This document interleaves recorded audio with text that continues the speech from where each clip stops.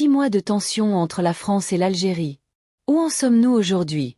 Entre appel au dialogue, accusations historiques et enjeux diplomatiques, les relations restent plus que jamais complexes. Voici les 3 infos clés de ce vendredi matin pour tout comprendre. Restez avec nous. Sujet numéro 1: crise France-Algérie. 3 infos à retenir ce vendredi matin. La crise entre l'Algérie et la France va bientôt boucler son 6e mois. Jeudi, le Quai d'Orsay a plaidé une nouvelle fois pour le dialogue avec Alger. En Algérie, le président du Conseil de la Nation, Sénat, Salah Goudjil a désigné l'adversaire du pays, les résidus du colonialisme français. Crise France-Algérie, le temps de l'apaisement? Jeudi, par la voix du porte-parole du Quai d'Orsay, Paris a réitéré son appel au dialogue avec Alger. Enfin, sur l'Algérie, je ne crois pas que notre position ait évolué. On a toujours dit qu'on était très attaché à notre relation avec l'Algérie, a-t-il répondu à une question sur les appels incessants à l'apaisement avec l'Algérie.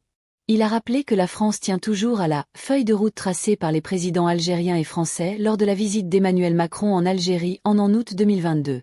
Cela reste pour nous le document de référence et cela reste pour nous la base sur laquelle nous devons travailler. Nous prenons toute notre part dans la mise en œuvre de cette feuille de route.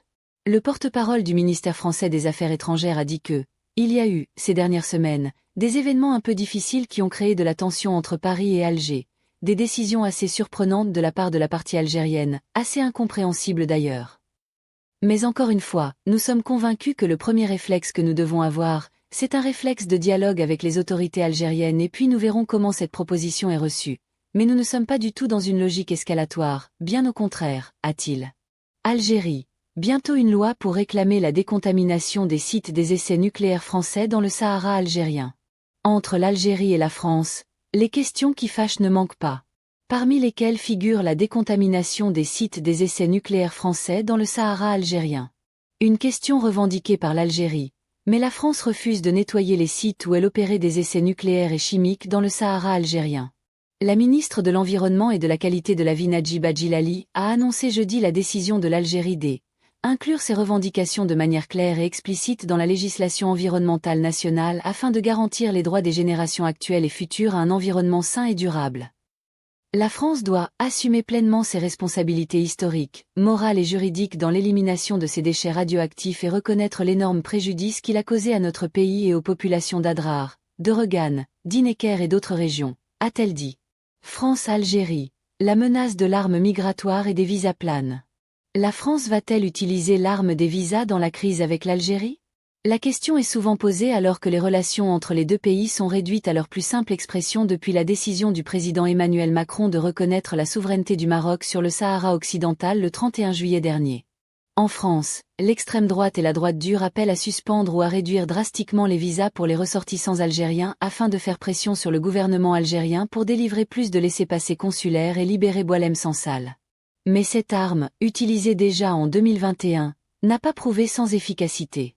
Une nouvelle guerre des visas pourrait créer une ambiance anxiogène, a averti Serge Slama, professeur de droit à l'université Grenoble-Alpes, cité par TV5 Monde, jeudi 23 janvier.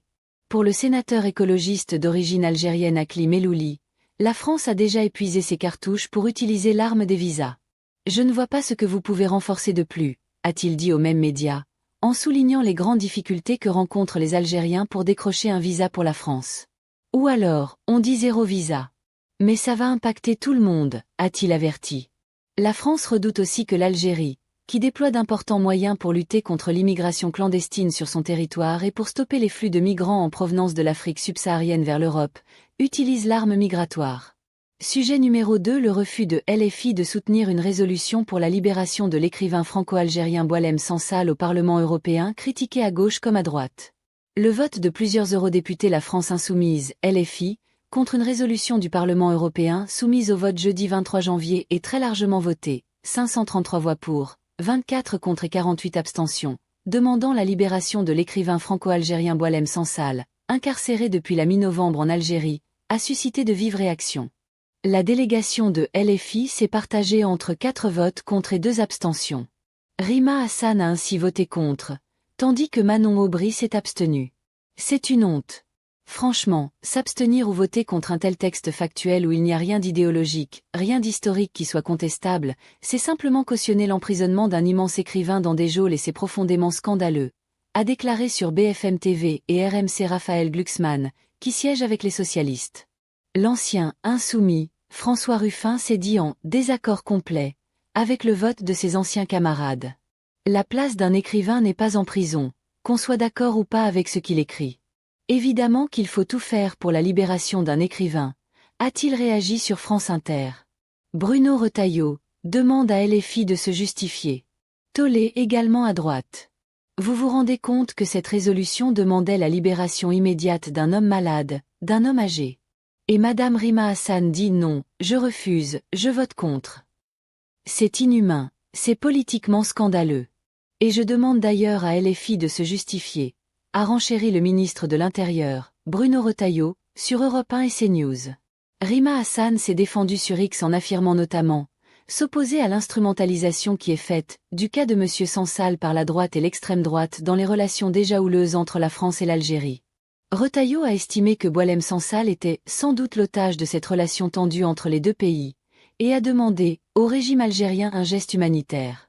Selon les informations du Monde, le pouvoir algérien aurait mal pris des déclarations de M. Sansal aux médias français d'extrême droite Frontière, reprenant la position du Maroc selon laquelle le territoire du pays aurait été tronqué sous la colonisation française au profit de l'Algérie.